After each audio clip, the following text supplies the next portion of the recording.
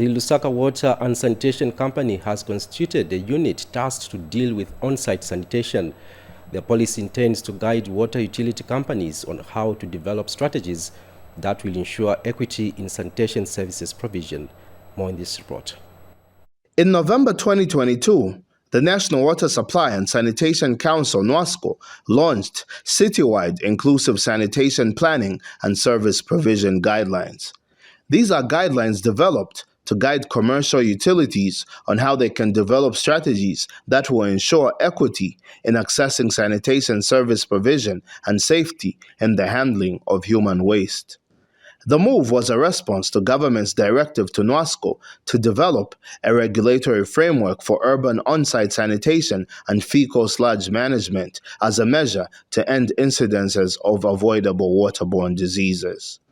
It's a strategy, an approach actually that tells these service providers, the commercial utilities, to say, okay, look, you can be providing sewerage services, meaning that we do have quite a number of households, mostly in upmarket areas, that are accessing sanitation using sewer connections, meaning that these are people whose sanitation facility, like a water closet, is connected to a sewage facility, and when they flush, whatever human fecal waste that is actually generated on site is able to be treated at a facility that is off-site.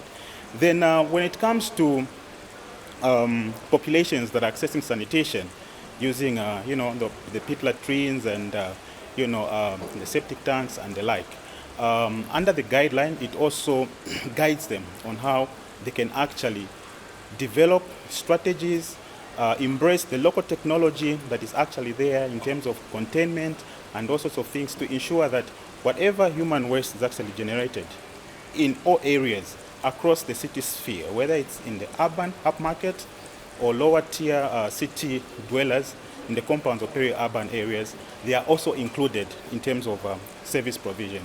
In response to the guidelines, the Lusaka Water and Sanitation Company has constituted a unit to deal with on-site sanitation. We have what is called on-site sanitation.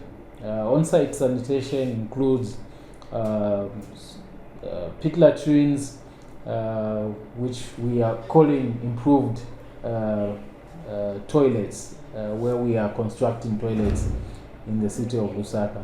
But also we have septic tanks. In line with that, we have introduced a business unit called the Fecal Sludge Management Unit. The commercial water utility company's public relations manager says it is less costly for the firm to improve on-site sanitation than to provide a sewerage network for the rest of the city.